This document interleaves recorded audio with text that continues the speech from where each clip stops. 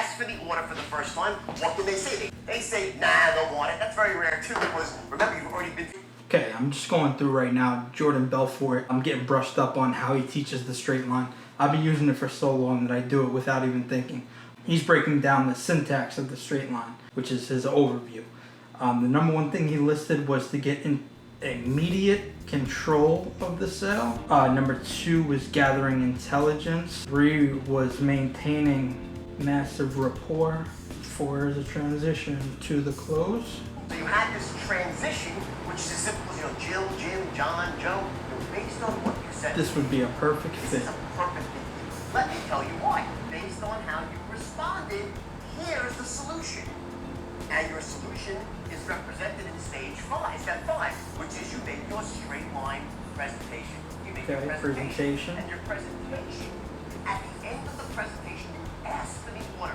That leads me to step 6. At the end, we always ask for the order for the first time. In other words, at the end of the presentation, you ask for the order. Deflection. In other words, deflection. The first objection. That's what he calls it. I know what he's going to get into. Deflection. What he's about to say, after you ask for the order, and they say, no, not right now, call me back tomorrow, you talk to my wife, whatever. No matter what they say, he's going to ask, well, based on me gathering intelligence and understanding that you need my product,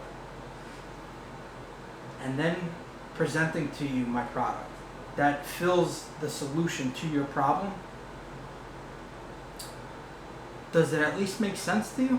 So rather than doing that, we engage in a process called deflection, where we say, I hear what you're saying, but let me ask you a question. Does the idea make sense to you? You like the idea. In other words, okay, I know that's where it's going. That's how the straight line system works. I've used it before successfully to close people. You're calling somebody, let's say it's a solar company. Hi, how you doing? It's Lewis Carroll from the Purple Fish Group. I have been consulting with solar companies, and I know everybody's had to go from knocking door to door to doing a lot of Zoom calls. How's that transition been for you guys? Yeah, it's been pretty well, whatever. Well, let me ask you, what's been the toughest part of the transition? Because I know this is new for everybody.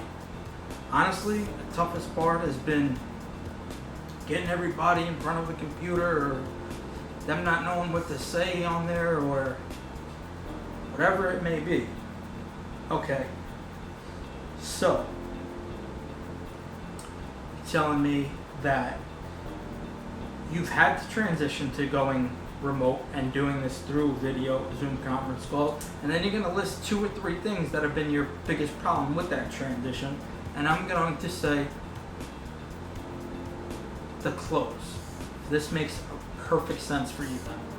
This is going to make it a seamless transition from knocking door to door to going remotely, and I'm going to teach you how to execute through Zoom calls or whatever the telecommunications platform may be. Does that make sense to you? Yeah, it makes sense. How much is it? It's $2,000 every month. Okay, well, let me think about it with my wife. Okay, fair enough, but you did tell me that you are transitioning from going door to door to doing remote work, right? Yeah. Okay. And I did explain to you how I can help you transition. Does the idea at least make sense to you? Is it do you think that I can help you?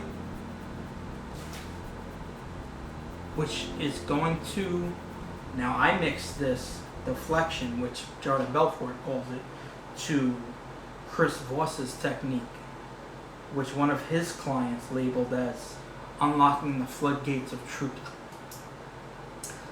And what I would do is when they say, when I ask the order, this makes perfect sense for you.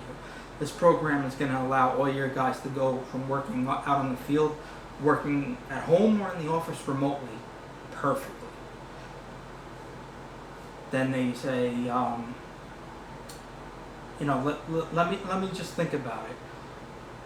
Jordan Belfort says, well, he transitions into saying, well, does it at least make sense for you? What you can do as well as Chris Voss's technique is you could label. You could say, sounds like to me that there's something holding you back. and just zip up. They'll tell you, unlock the floodgates of truth. You could also say, no, the guy says no, whatever, and let me get back to you tomorrow.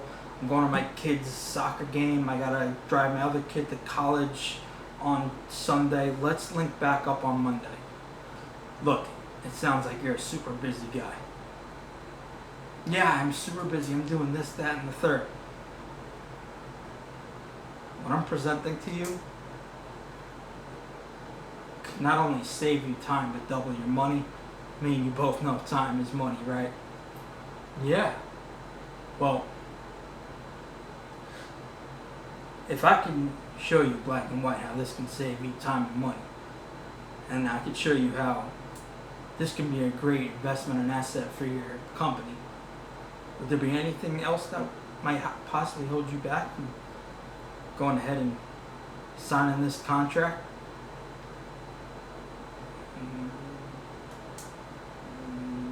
Nope. Okay.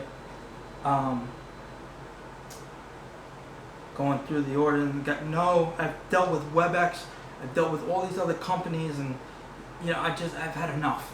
They came in here and they set up hardware. We didn't even use it. It was a fucking disaster. I'm not interested. Oh, it sounds like to me that you've had a tough time dealing with this, huh? Then he's gonna go into unleashing the floodgates and give me even more. So I like Jordan Belfort. I see what he's doing there, strategy-wise. At that point in the conversation, you want to do, I guess he calls it deflection for some reason. I guess he's deflecting it back onto them. But what Chris Voss explains it more better and technically is you're letting them tell you what they need or what they want or what they expect or what they feel about this. And they're going to tell you exactly everything you need to know. Trust me. A real estate agent, you call them up. Let's say you're a real estate agent. You're calling up expired listings. Hey, Mr. Jones, I saw you had a house on the market and you took it off. What happened? Well, yeah, we just decided to keep it back on the market. Well, why is that? I know I could be a broker. I could sell it soon. Yeah, we're not interested. Click. Let's switch it up. Hey, Mr. Jones, I saw your house was taken off the market. What happened? Didn't we able to sell it? Nah, we just had enough. We decided to keep it. Sounds like you had a tough time trying to sell your house.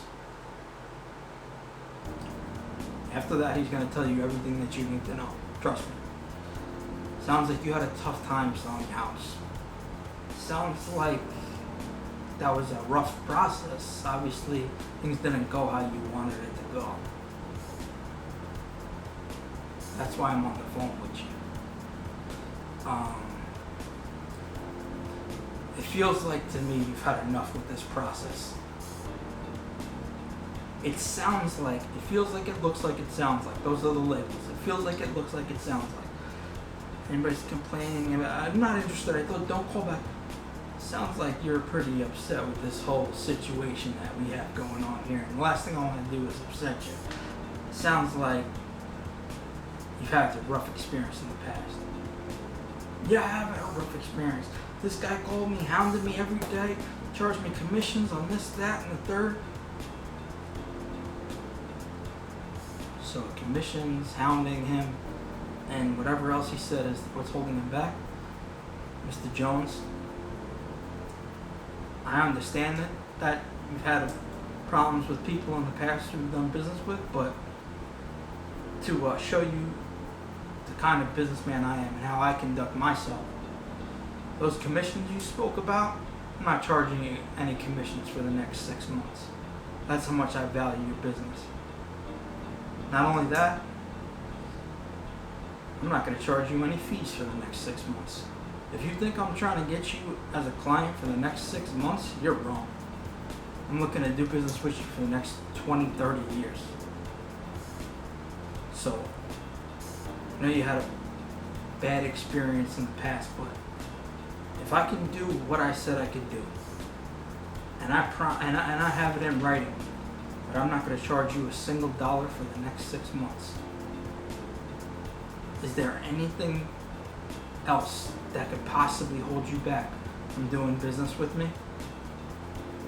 No, if you could do that, then shoot, I'd give you a chance.